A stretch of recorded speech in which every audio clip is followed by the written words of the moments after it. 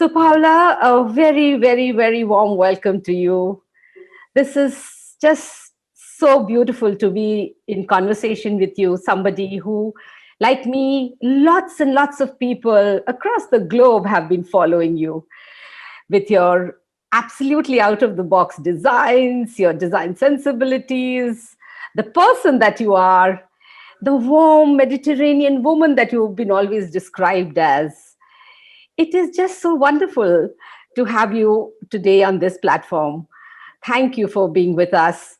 Before we start our conversation, let me tell the audience a little more about Paola Navone. Turin-born Milan-based architect, designer, Paola Navone is internationally renowned for her prolific, highly stimulating avant-garde work. Straightforward, a dreamer, and eclectic, her mind and soul are a combination of flavors and colors of the South, of the world known, loved, and lived, together with the tastes and forms of the West, rich in traditions, open and continuously in movement. All of this produces her untiring curiosity in her research for matters and materials, forms and structures, in her research for the present, the past, and the future. Paola Navone is an architect. She is also a product designer, an interior decorator, and art director. Born in 1950, Paola studied architecture at her hometown engineering university, the Polytechnic University of Turin. Upon graduating in 1973, she traveled to Africa before linking up back in Italy with Alessandro Mendini, an association which proved catalytic both professionally and personally. Starting in 1974, she worked in the irreverent Alchemia Design Group. Around the same time, in the early 1980s, Paola won a competition organized by Europe's leading high-pressure laminate producer, AB Laminati. According to legend, the company solicited one design proposal from her, but she sent 50. The project earned her the 1983 Osaka International Design Award and jump-started her solo career. Onward into the decade, she blossomed in frenetic activity, forging collaborative relationships with Alesian Giulio Capellini, with whom she developed the Mondo initiative in 1988. She went on to work as a consultant in the Philippines, Indonesia, Malaysia, and Thailand on behalf of UNIDO, United Nations Industrial Development Organization, and the World Bank. Her current CV includes designs for heavyweights like Driade, Casa Milano, Polyform, Roque Boboa, Igizia, Baxter, Habitat, Natuzzi, Poltrona Frau, Crate and Barrel, and many, many more. Additionally, since 1988, she has handled art direction at Gervagioni, designing most of the collections personally. She is a creator of exhibitions and events all around the world. Winner of the prestigious Osaka International Design Award, she is also the Designer of the Year in 2000 for the magazine Architecture and Wonen. In 2011 and again in 2018, she won the Decor International Design Awards. And in 2014, she has been inducted into Interior Design Magazine's prestigious Hall of Fame. She has worked and still cooperates with most important companies of the international and Italian stage of the design world. Paola, tell us something about your early life. With your work, you almost seem like a rebel. You are doing everything so unconventional. So, when it came to your choice of your career as a child, were you also interested in art and creativity? And is that what you chose architecture as your career to study? Was it your choice and something that you wanted to do, or was it something that you were made to do by your family? No. All my life is a kind of mix-up. When I was child, I have no idea what I want to do, like every child. I have a motorbike dream, and I always want to do nothing and go around with a motorbike. So my first souvenir in life, I was 4 years old, was a big Harley Davidson. that was in the garden of my grandmother. Was the motorbike of the brother of my mother, which was much younger. And that for me was the first dream. That's it. And then I systematically did the opposite of what I was asked to do. So always, you know, the other way around. So at the end of the story, I'm here doing this job. But nothing was planned. It was a kind of escaping. You know, I'm a fish in the horoscopes. So they asked me to do that, and I swim away. Okay. I'm swimming and swimming and swimming, and I'm here doing architecture and design and. Okay. So it's like a fish. You're always there swimming around, but nobody can catch you. At least my family, yes. Okay, great. They were So trying to catch, but I was always. So tell me something, Paula. This fish that now even appears in everything that you do, your visiting card, the objects that you make, and so many other things. Is it all as an extension to that fish that you were in the mind?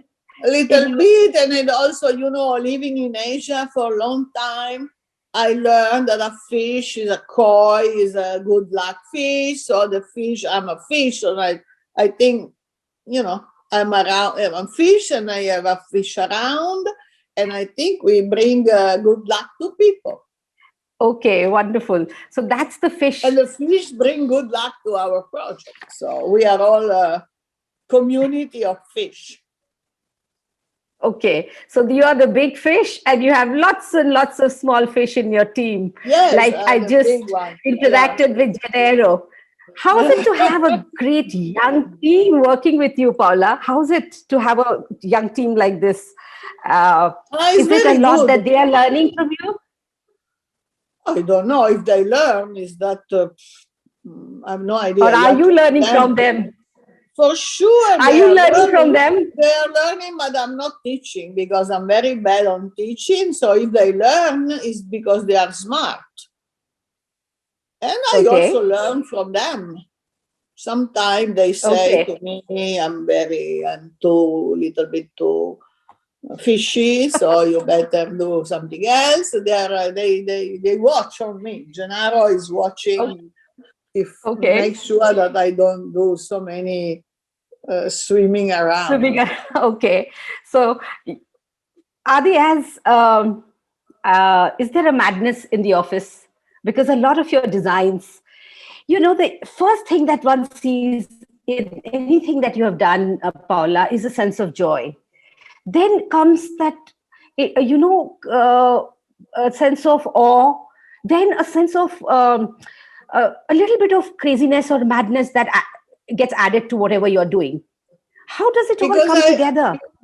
I don't know. It's an attitude probably. And also I always push them, all my people, to keep a little big percent of fun in what they do. Because if you are happy and you have fun on working, you know, we have to work. We are so lucky that we have a job that has a lot of creativity, and we can express this creativity. So I think to have a little fun is important because you can tell in the output that people were happy doing that. Okay, so when you say you have fun and you're doing, all of you are workaholics, is it? Because I know for sure you work many more hours than normal human beings would, I think. Completely passionate about it. How does it work? Tell us a little more about your office. Oh, office is like, the office is quite big. It's divided into two elements. One office has work on product design, one office of work in architecture. When we work together, when we have a big project, the whole office work together. Otherwise, they do their own stuff. We have a bar. Oh, wow. We have a coffee, and in the morning coffee, in the late afternoon, we drink a good gin and tonic and so on and Oh, so wow. forth.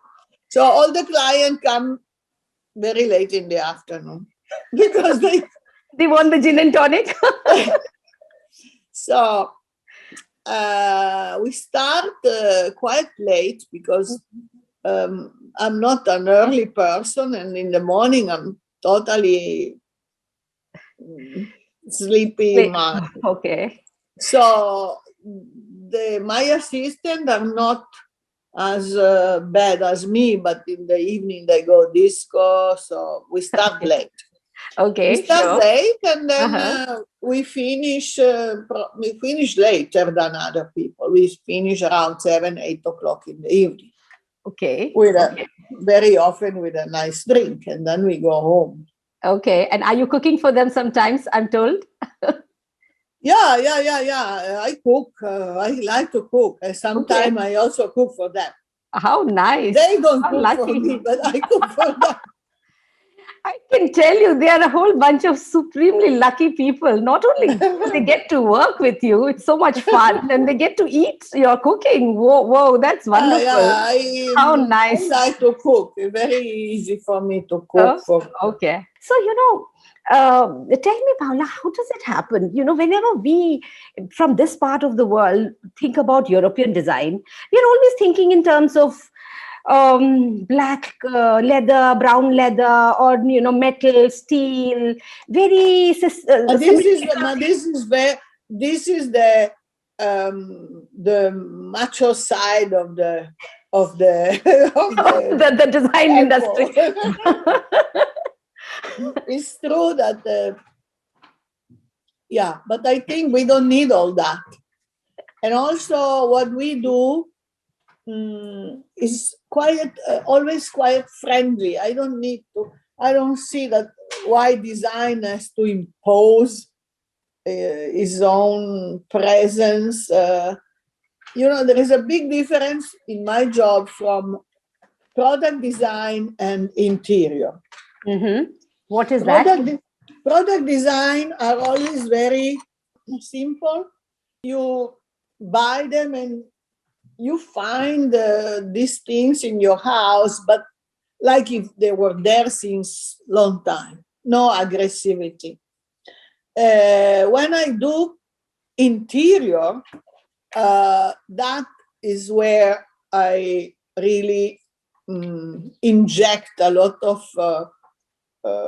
creativity, and I design my interior like a movie. One time is a love, one time is war, one time is travel. So Okay. all my interior are very different from each other.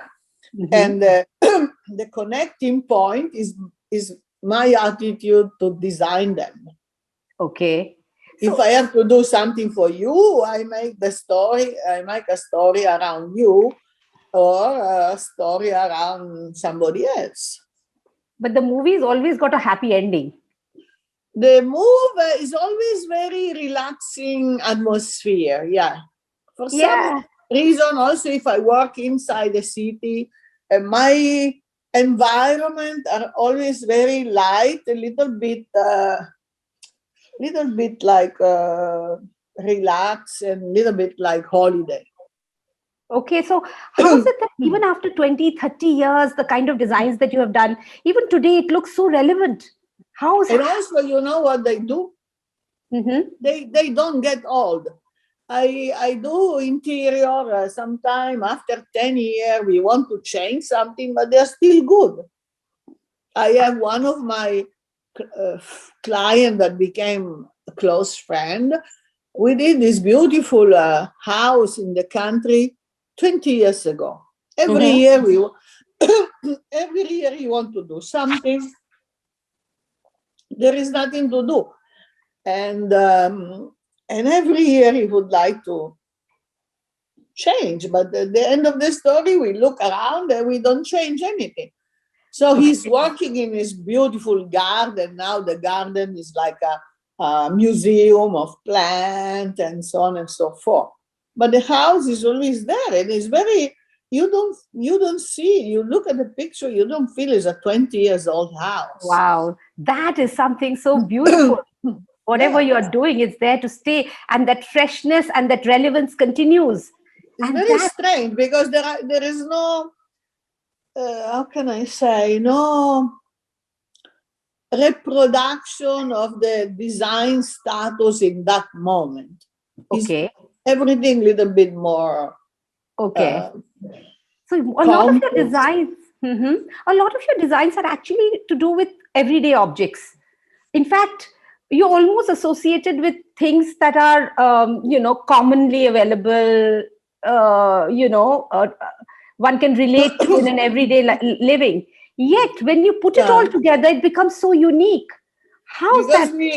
because we I like with the ordinary things, and then somehow after the process everything become extraordinary, from ordinary to extraordinary. I don't know. Wow, beautiful. That's the Also, I appreciate a lot of simplicity. I appreciate uh, things, very small things that sometimes are, forgotten in one okay. corner. Okay. But And if you put a lot of concentration, this element become something else. Become enter in a movie. So but I'll tell you, as a designer myself, I can tell you designing simple things actually can be more challenging than designing things which have a lot of elements and you're just putting it together. yeah. Creating something simple yet beautiful and attractive and having a meaning actually Uh, is a lot more challenging. and also, I love craft. Living in Asia, I learn how to appreciate. I love India. I work in India so many years, and I also, when I do an interior project, I'm always very. I like to be connected to the place. We designed a very nice hotel, 5-star hotel in Thailand, and everything is made in Thailand. Everything is made in Thailand. I Okay. didn't import the furniture from Italy. Everything was already there. Okay. Okay. Wow. So you just put it No, all no, no together. need yes, I went to see Mhm.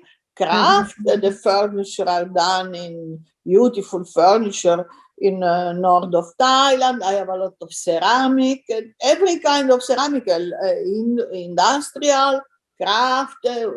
All the surfaces come from Thailand. The floor comes from Thailand. I mean, there is no, otherwise you do replica always the same things. Why I have to do a hotel uh, in Thailand, and then you wake up in the morning and you open your eyes and you feel in Switzerland. I mean, it Yes. doesn't work in my mind, Yeah, right. So you think it's very, very important to have the local flavor of whatever project you're doing in that particular project. Yes, why If it's not? Korea, it has to be Korean. It is India, it has to Yeah, have but the Indianness. of course, that's you touch a point. That is my next dream. I would like to do a project in India, Okay. 100% made in India. Maybe you Wow. can be the Yes. ambassador, and Wonderful. maybe Yes, we can do absolutely. together. Yes, absolutely. It'll be such an honor and learning to work with you on a project. Trust me, there's so much that can come out of, ordinary things, as you say, making it extraordinary. And India is anyway full of such beautiful crafts. I know, because And I'm in love with India since day one. So I travel in India.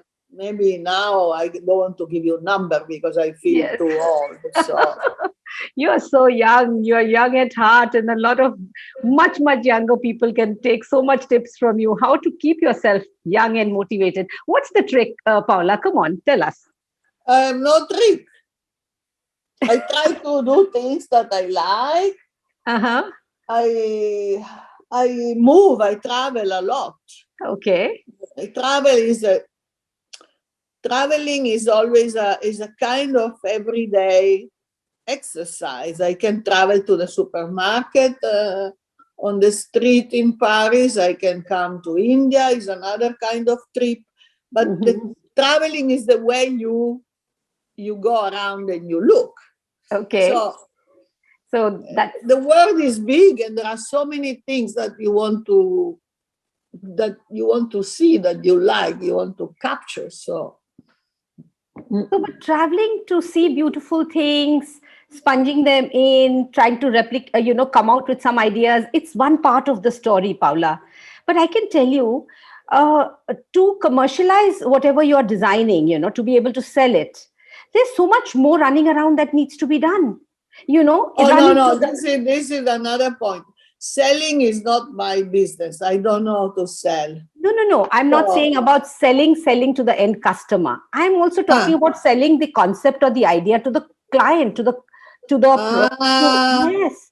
Because see, your designs, let's be honest, are not simple, straight line, conventional.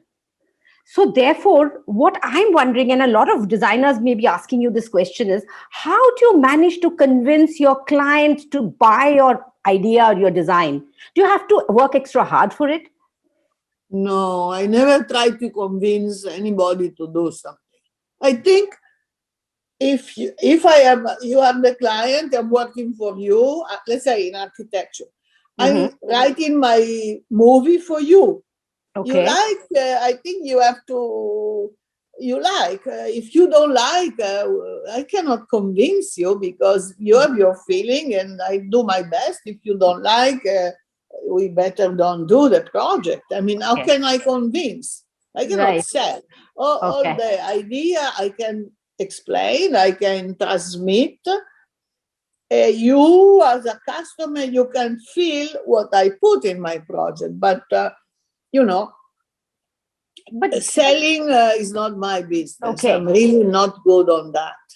Okay, great. But at Why least I have to convince? There is nothing to convince. It's not a religion. It's my job. Is my job. I do in my best way. If you are happy, fine. We have a project. If you are not happy, that means I'm the wrong architect for you.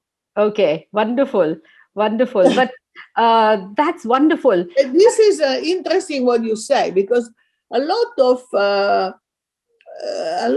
people are very good on selling, on explaining, on transmitting. In fact, I didn't like the school from day one for different reasons, but from day one, I don't like the school.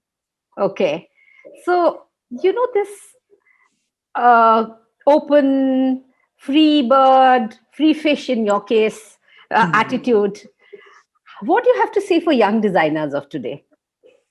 Is there attitude there amongst the newer breed of young designers who are, I think, no, one thing which is very important, very interesting also for old people like me, is to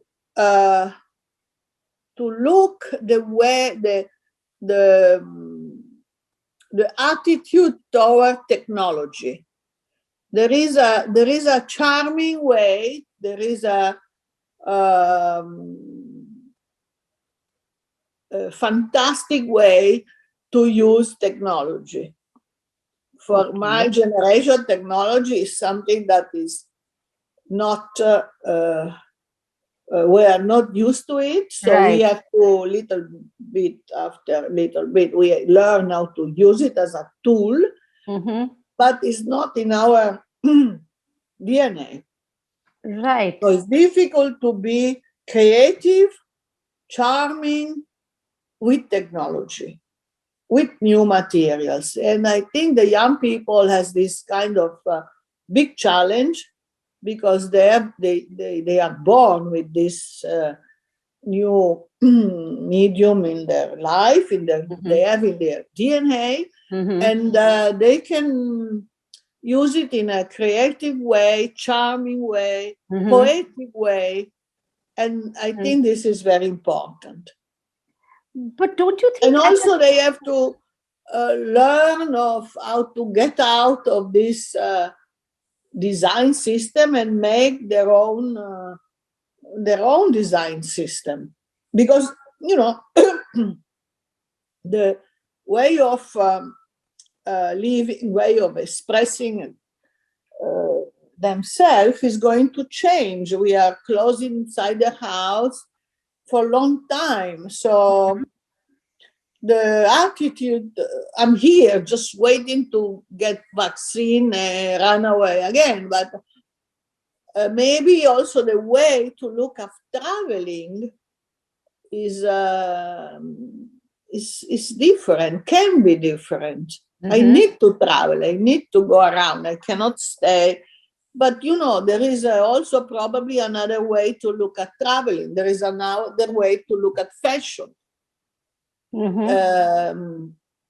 So you talk about fashion, Paola. Fashion looks like it is dominating all the industries. Whatever happens in the fashion world somehow gets translated, be it a color or be it a trend in any kind of style or cuts. And that also starts reflecting in products, interiors, and all of it. But what do you have to say for our current fashion industry, which is seemingly so dominant, yet what do you have to say for it? Well, fashion for me is not really. I love to see fashion, but I'm not traditional kind of consumer. First of all, because if I like something, I don't throw it. I agglomerate year after year everything that I like, and it's like a cake, one layer on top of another layer. I personally like Japanese kind of fashion. Okay. I'm not really European Western kind of fashion is, I like to see, like see in a theater or the movie, but it's not my kind of product. I like to buy Japanese, and therefore many, many years I used to go to Ahmedabad every year to Ahmedabad to make the basic of my clothes.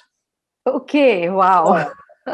So shirt and pants. And I was very lucky because for many, many years I had this possibility. Now is much more difficult, but I would like to go back. Don't worry, we are waiting for you here in India, and definitely Ahmedabad and so many other beautiful places. There's such beautiful craft and beautiful textiles all over the place. But this is one thing that has been bothering me, and I want to ask you about this, and I want to know your mind on this particular point. Craft, we have had such deep-rooted crafts. You've traveled across the globe, especially Thailand, Philippines, so many other places. There's such beautiful craft. Now, either the young people are not learning that craft, or even I find that the senior people, the masters, are not willing to teach the young people the craft. So there is a big disconnect here. However, and somehow that craft is dying. What do you think about this situation, and what do you have to say for it? Yeah, you are right. I hope that young people are going to, in the future, to be able to use their technology skill, apply onto craft. Because we have this phenomenon in Europe now for agriculture. We have all new generation of farmers, very, very cultivated, very digital, sophisticated on their digital attitude, and they apply all those new medium, new tools to agriculture. The craft is another similar story. I think they can organize the traditional craft better. They can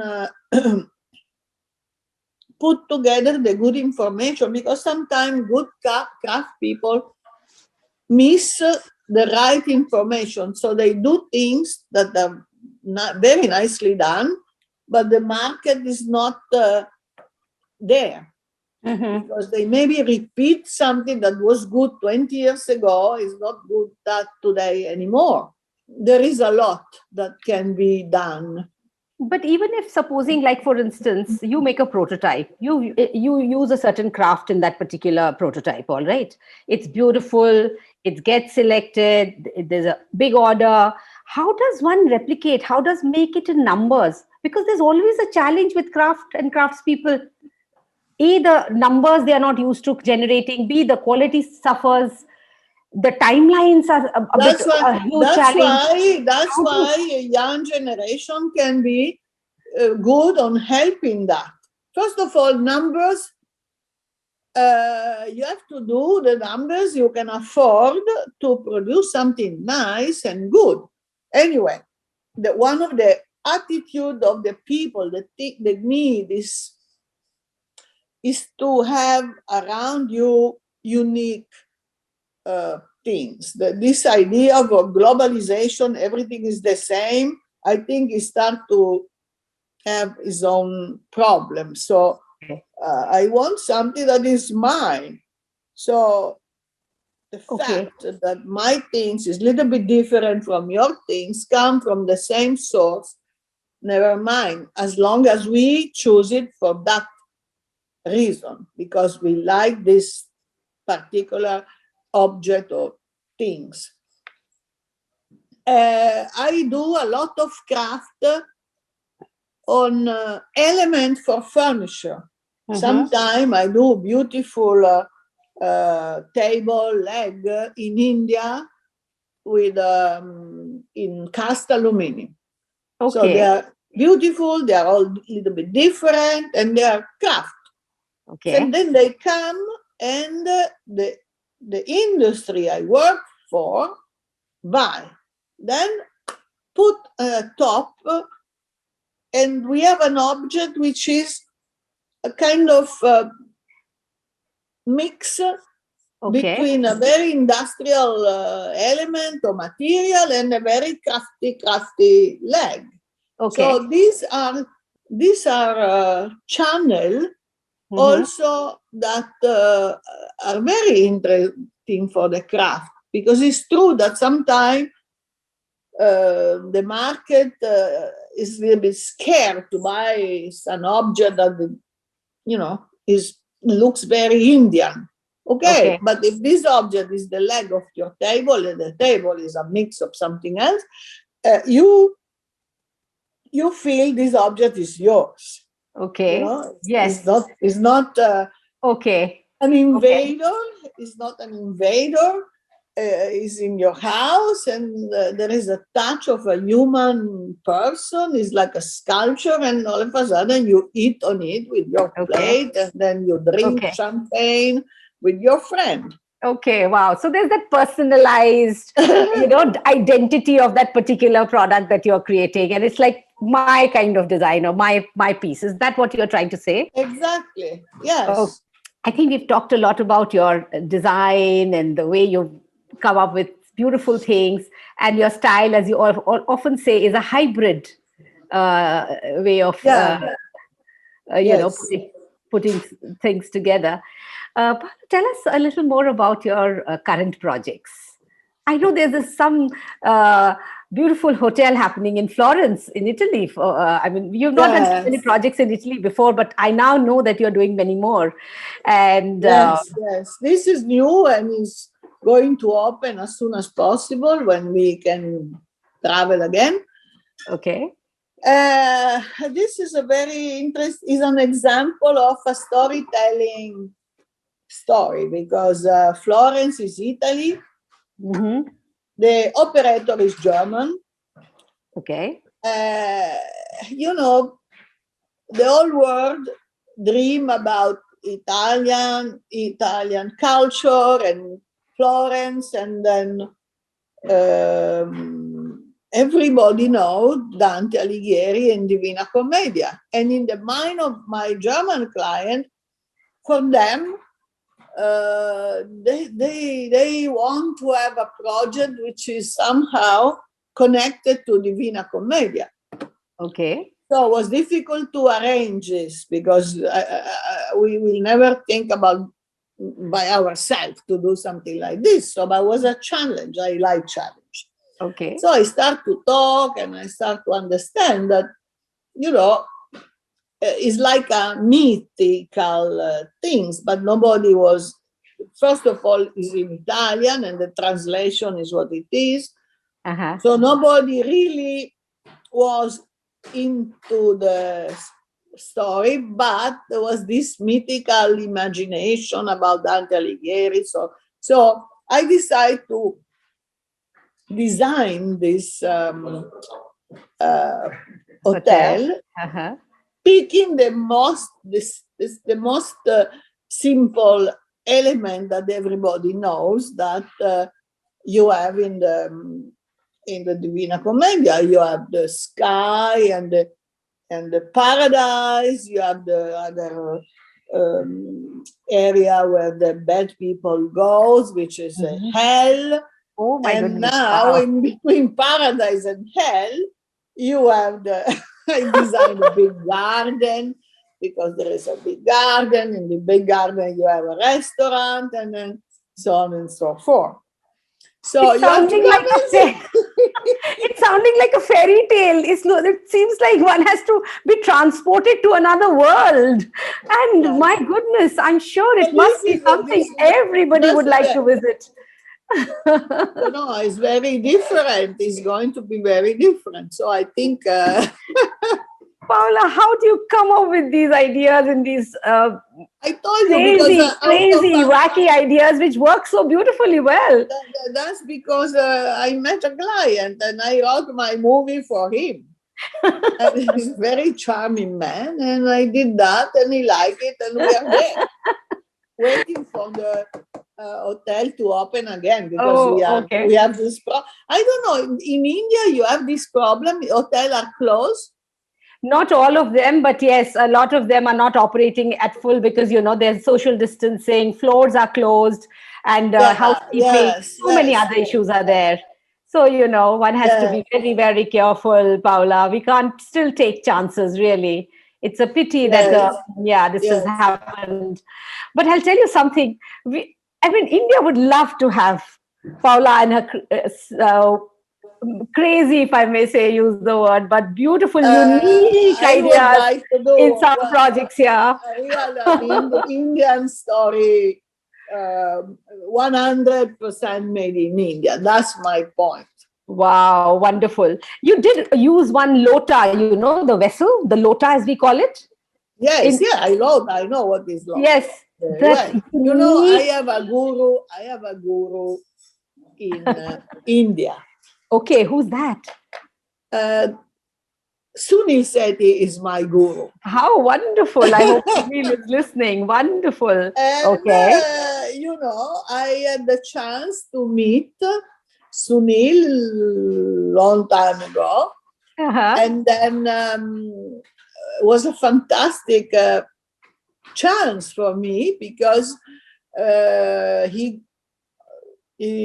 put me in contact with the best craft in India, and very charming and smart assistant, and I was able to develop things with him very, very special for many, many years. So just putting together all this, we have a lot of things for our project. Wonderful, wonderful. I'm sure there's many more wonderful things coming in the years to come, and it's just a matter of time. That's all, Paola. The kind of energy. But the kind of energy that you carry is just simply so infectious. I'm sure the team. Infectious, I like the idea. Really, it's just just so amazing. Tell us a little more about that Singapore project that opened up just before COVID, but Oh, is a very interesting. We worked 3 years to build a center for fashion and food. Okay. So our client is a Como hotel group of people, and they open, and they also have a fashion, very important fashion business. So we put together this in a old architecture from the early time when the British were in Singapore. They used to stay in a hill, and all this building was for the British military to stay there. Beautiful building with a wooden structure, and then a white building, very long, with a space to walk if it's raining. Very nice. So we designed several restaurants, 4 restaurants in one building. One restaurant went with next to it a fashion shop, and the last one just finished up, just opened before COVID, was a mini but very, very special supermarket. Okay. With at the end of it a big bistro with a big kitchen, so people can go there if you want to sit at the bistro. You have your also beautiful collection of wine, food coming from all over the world, fresh and not. Fantastic meat from all over, fish from all over. So Singapore is small, so they use the import everything. And then, and our client is specialized on importation of, so also for food. And what about the restaurants? Oh, maybe you walk around, you choose your chicken or your fish and your vegetable, and then you have a number on your table, and they cook for you and they deliver. Wow, that's awesome. Or you can buy food and you go home. Or you can go there. There is a place to learn, so they do a lot of teaching classes about wine, about food, Chinese food, Peranakan food, the local food, or European food. Very interesting. And the restaurants that you said you've designed there, are they specialty restaurants, and have they been designed differently, each of them? Oh, yeah. The first building was 3 restaurants. One was a Jean-Georges from the French-American 3-star Michelin. And we designed a very special space for him, very Asian, little bit old Asian style. Then in the middle there is a one very famous Japanese tempura chef, and then the other side a young Chinese chef who had the first Michelin star. He was 19 years old, very young. Oh my goodness! And he does Peranakan food. So we made a Peranakan. We imagine that combination of modern and traditional on the Peranakan. So on the style, which more Malaysia, Chinese, Indian, Malaysia, because this is the characteristic of this food. Is the food of the Peranakan people, which are very, this family, a big family, very mixed. Somebody is from India, somebody is from Malaysia, and the grandmother is Chinese. So the Peranakan food is a mix of all that. And he transformed this everyday food in a very sophisticated, so he's now looking for the 2nd star. Wow. So that's the privilege. Fantastic. Then I have another building which is a health quality and visual, beautiful food, which is a typical Como food. In the Como hotel, you have this kind of food. And then The decor, what and kind of then decor is it? What kind of decor have you given to the Como kind of food? Let's see that. is a very light, grid, transparent, and Yes. the little supermarket is a kind of little bit pop kind of imagination. So we have all the design of the fish, all the product. We design the big signage, and the bistro is more like a little friend Paris kind of cafe. No, they are all different. Yeah, there are 5 or 6 kind of project completely different. Fabulous, fabulous. So, Paola, we are really looking forward to having you in India and very soon. Oh, yeah. Make sure as soon as I can run away, I come to India. Yes, and definitely, have you not just do projects for us, which we can enjoy, the decor and all of that. Also, because of the current pandemic or whatever situations, a lot of young designers are very hugely demoralized, Paula. They are, somehow the design industry has suffered, and the building industry, the infrastructure industry has taken a hit. Particularly, the young people are very, very down and under in terms of their morale. What do you have to say for them? They need to be motivated. How do we keep their morals high? Well, they have to think about their future because this is very important. They have to imagine what they want to do, what is going to do, what is going to be the world. The imagination the ball is in their hand. They cannot just look back at the past, wait for the things to go back to the previous world. I think the world is going to kick out from this. So they really have to imagine what is going to be their own life. Invent something that is good for them, not for the people that were designing and buying things before. Okay. I think they have to look out. Okay. So one has to be very adventurous in terms of their thoughts. Look out, they think, because maybe they can invent a new job. This is another story. Who knows? There are so many jobs that to my imagination were not possible before, and now they really can develop their own new business that nobody knows before.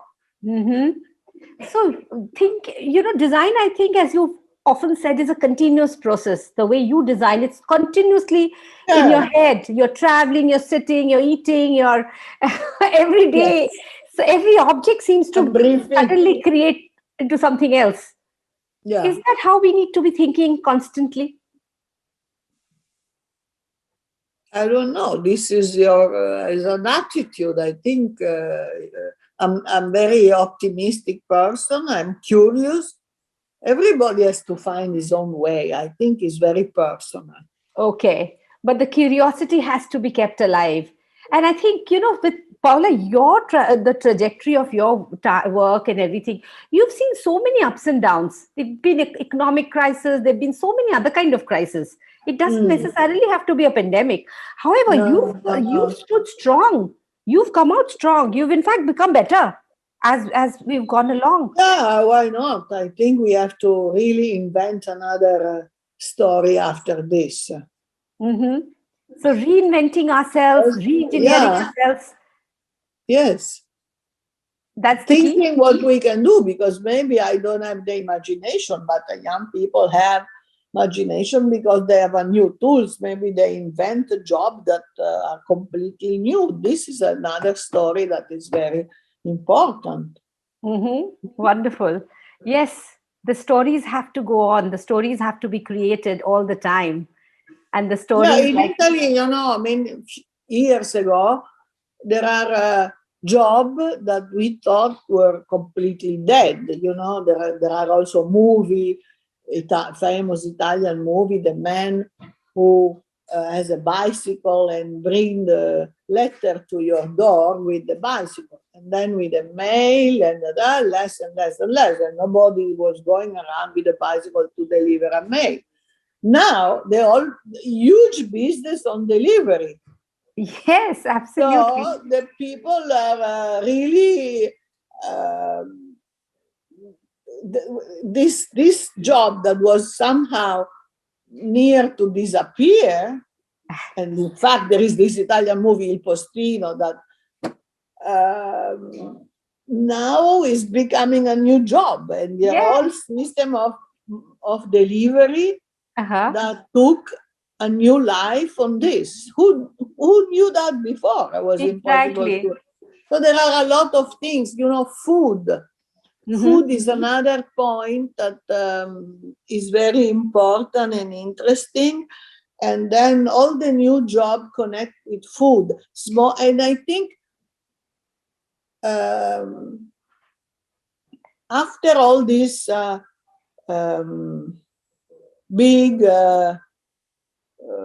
operation, especially in shops, I think small is something that is going to be very important in the future. Think small, not think big. This is one of the, we can see from the chain, a big chain of garment, or they are not so attractive anymore. Small is much more, we are more curious. And also small business offer you something which is more personal, which is more personal, more personal, more unique and boutique. More unique. So yes. Maybe if we have to do a message, I think small against the idea of think big is one of the and unique things, personal. I think that are kind of message that can be looked at in a different manner. Beautifully put, I think, Paola. I think it's very important to reinvent. You're absolutely right. These big stores, it's everywhere, every country, everywhere you see the same things, whether it's food, whether it's clothes. Daily I buy the same socks that I buy in New York. I mean, Yes.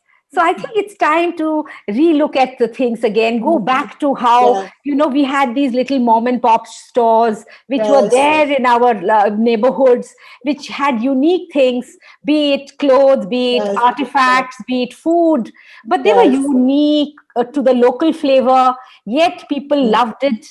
And now more people, as you said, are wanting that more unique and personalized things. So I think more designers can start looking at, narrowing down and looking at what they want to do, and start creating those why not? Small but beautiful things.